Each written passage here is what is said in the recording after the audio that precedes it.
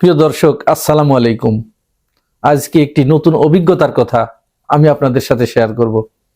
একটি বৃহৎ প্রতিবেশী দেশ তার পার্শ্ববর্তী আর একটি ছোট্ট দেশের সাথে কিভাবে এরকম বিমাতা সুলভ আচরণ করে, এটি এতদিন আমি বুঝতে পারতাম না।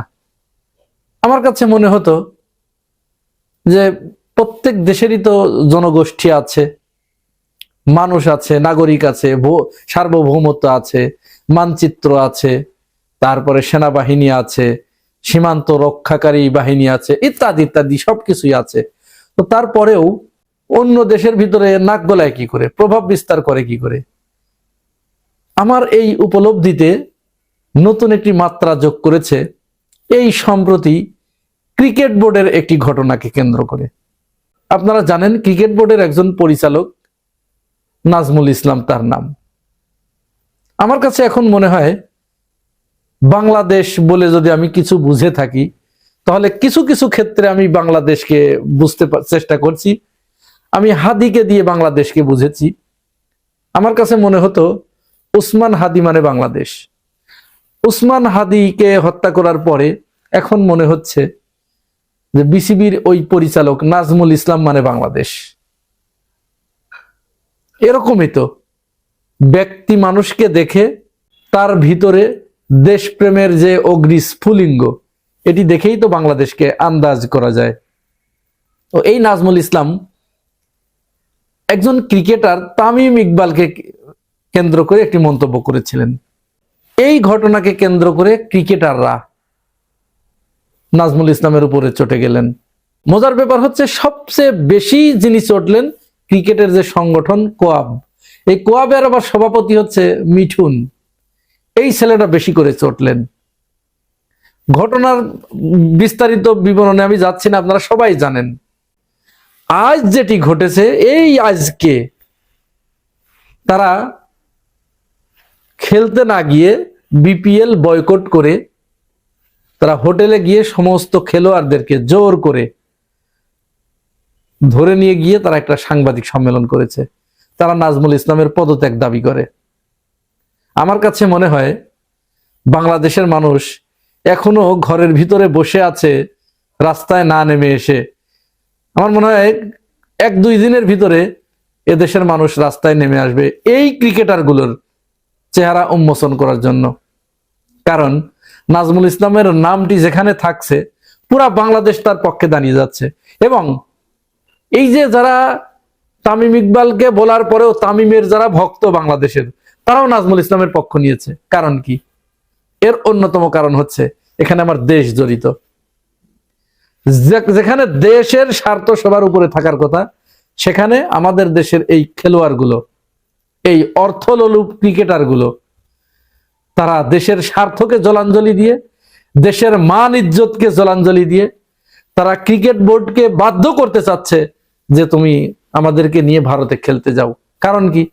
কারণ ভারতে খেলতে গেলে তাদের কিছু টাকা আসবে, খেলতে না গেলে পরে তাদের টাকা আসবে না। তাহলে এদেরকে যে অর্থলোলুপ বলা হয়েছে, এটি কি বেশি বলা হয়েছে? মোটেই বেশি বলা হয় নাই। এখন এই কোয়াব কারা?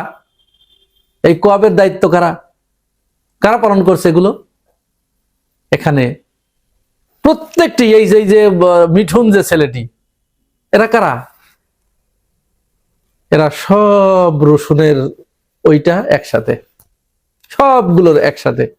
তো যে কথাটি বলছিলাম, তাহলে কি করে ওই দেশটি, প্রতিবেশী ওই দেশটি এই দেশকে নিয়ন্ত্রণ করছে। আমি একটা উদাহরণ দিয়ে বুঝিয়ে দেই। মনে করেন আমি একজনের বাড়ির পাশ দিয়ে যাচ্ছি বা অন্য একজনের রাস্তা দিয়ে যাচ্ছি, পাশের বাড়ির একজন এসে আমাকে চর থাপ্পড় কিল ঘুষি দিয়ে রাস্তায় ফেলে দিল। আমার কিন্তু 8-10টা ভাই আছে, তারা 2 ভাই বা 3 ভাই, বা তারা সংখ্যায় আমার চেয়ে কম বা সমান সমান বা 1-2 জন বেশি। তাহলে এই সাহসটা তার ভিতরে আসলো কি করে? সে তো আমাকে যখন চর থাপ্পড় দিয়ে ফেলে দিল, এইটা ফেলানোর আগে তাকে 2 বার ভাবতে হয়েছে না? হ্যাঁ, সে ভেবেছে এরকম। সে জানে যে আমার যে 10টা ভাই, এই 10টা ভাইয়ের ভিতরে কয়জন মির্জাফর আছে, কয়জন তার কাছ থেকে চা খায়, কয়জন তার কাছে যে বিভিন্ন অবৈধ সুবিধা নেয়, এটা সে জানে। যার কারণে তার ভিতরে এটি সে গুনে গুনে পড়ে দেখেছে যে আমি যদি এইটারে এখানে ধরে পাড়ালে পরেও ওই যে ওরা যে আমার নিমক খেয়েছে, ওরা যে মির্জাফর হয়েছে, ওরা আগাবে না। সে তখন সাহস পায়। আমাদের দেশের রন্ধ্রে রন্ধ্রে কোটটাই পরা লোকগুলোকে কাঁটাতারের বেড়ার ওপারের ওই দেশটি তারা এইভাবে কিনে নিয়েছে। এইগুলোই তো মির্জাফর, তো কোটটাই পরাগুলোই হয়। মাঠের ওই যে যারা ধান কাটে, খেতে খামারে কাজ করে, ওরা মির্জাফর হয় না।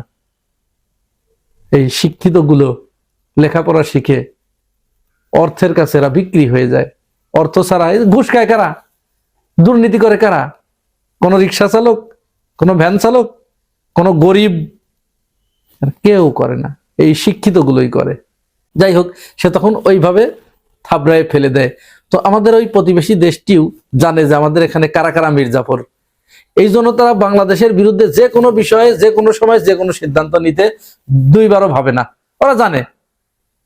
মুস্তাফিজ ইস্যুতেও তারা জানতো যে যতই আমরা মুস্তাফিজের উপরে অন্যায় করি, মুস্তাফিজ নয় শুধু, আরো যদি ওরকম 10 জনকে লাথি মেরে বের করে দেই, ভারতে ডেকে নিয়ে এসে যদি ওদেরকে পেটের উপরে পাড়াই, তারপরেও আমরা বাংলাদেশে এমন একটা শ্রেণী, এমন কিছু মির্জাফর আমরা তৈরি করে ফেলেছি যারা আমাদের পক্ষেই কথা বলবে। এখন নাজমুল ইসলামের তারা পদত্যাগ চাচ্ছে। নাজমুল ইসলাম পদত্যাগ করবে। নাজমুল ইসলাম মানে বাংলাদেশ।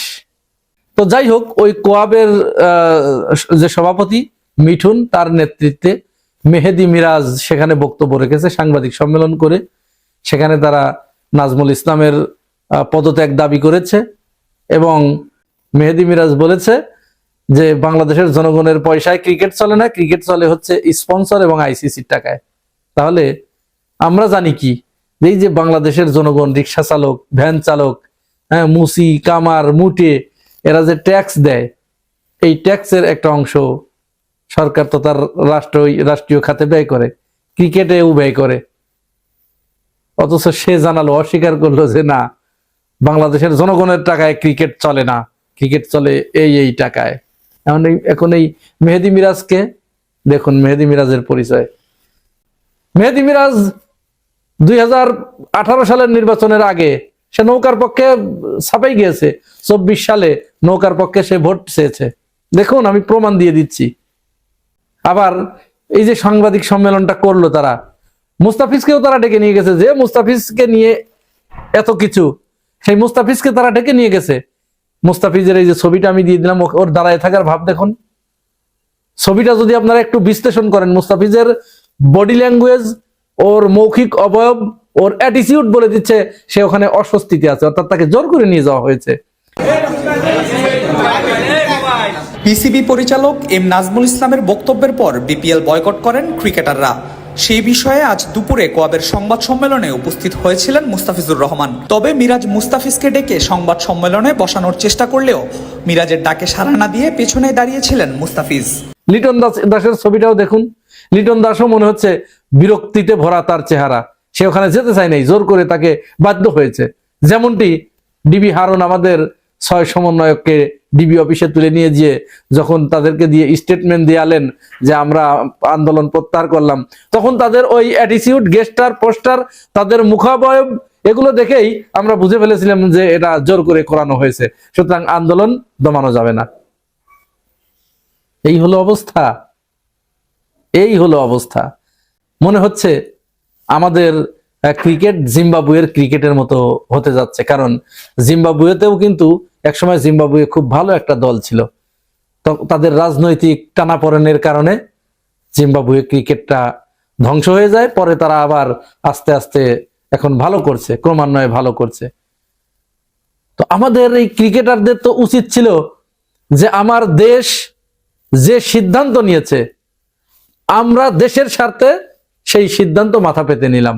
হোক আমার 2 টাকা ক্ষতি, হোক আমার 2000 টাকা ক্ষতি, 10,000 টাকা ক্ষতি, 1 লাখ টাকা ক্ষতি। কিন্তু না, এরা তো জুয়া খেলে অভ্যস্ত। এরা ক্রিকেট খেলতে গিয়ে তো জুয়া খেলে অভ্যস্ত। এদেরকে ডেকে নিয়ে গিয়ে কার সাথে হয়তো কোনো নারী ধরিয়ে দিয়েছে, কার সুতো কোথায় গাঁথা, এগুলো তো বলা মুশকিল। কারণ এই বাংলাদেশ, এই বাঙালিগুলো টাকার জন্য এরা কি না করতে পারে। এদের বলে কোনো বিশ্বাস আছে? আমাদের আমলারা, সরকারি কর্মকর্তা কর্মচারীরা, এই বিভিন্ন বাহিনীর যারা প্রধানের দায়িত্ব পালন করে, এদেরকে টাকা এবং নারী দিলে এরা একেবারে গলে ওখানে মোমের মতো হয়ে যায়। এই হচ্ছে আমাদের জাতি, এরকম একটা জাতি আমরা পেয়েছি। সুতরাং এই বাংলাদেশ কিভাবে সামনে অগ্রসর হবে? যাই হোক, সর্বশেষ কথা, সব কথার পরের কথা, বিসিবির পরিচালক নাজমুল ইসলাম সম্পর্কে আসিফ নজরুল স্যারও একটা বিরূপ মন্তব্য করেছেন। আসিফ নজরুল স্যারকে বলতে চাই, আপনার দেশপ্রেমের ব্যাপারে প্রশ্ন থাকতে পারে, নাজমুল ইসলামের দেশপ্রেমের ব্যাপারে কোনো প্রশ্ন নাই। তিনি ইঙ্গিত দিয়েছেন তার বক্তব্যের ভিতরে যে কিভাবে একটা মানুষ ক্রিকেটারদের সম্পর্কে এরকম বলতে পারে, আমরা জানি না বোর্ড তার বিরুদ্ধে কি ব্যবস্থা নেবে। তার মানে তিনি কিন্তু ইঙ্গিত দিলেন যে তাকে সরিয়ে দাও। নাজমুল ইসলামের সরানো তো দূরের কথা, নাজমুল ইসলামকে যদি সরানোর, বোর্ড থেকে সরানোর কোথাও কেউ চিন্তা করে, আমার মনে হয় বাংলাদেশে নতুন করে আগুন জ্বলবে। আমরা এই ক্রিকেট চাই না। যে ক্রিকেটাররা নিজের স্বার্থকে দেশের স্বার্থের উপরে প্রাধান্য দেয়, এই ধরনের ক্রিকেটার আমাদের দরকার নাই। ও ক্রিকেট আমরা খেলবো না, ওটা আমাদের দরকার নাই। আগে আমার দেশ, তারপরে সব। তোমার 11 জনের জন্য তো বাংলাদেশকে জলাঞ্জলি দিতে পারি না, বাংলাদেশের স্বার্থ জলাঞ্জলি দিতে পারি না, বাংলাদেশের মান ইজ্জত জলাঞ্জলি দিতে পারি না। এরকম হাজার হাজার জন তৈরি হবে, এই 11 জন আমার দরকার নাই। এরা কুলাঙ্গার, এরা দেশের শত্রু।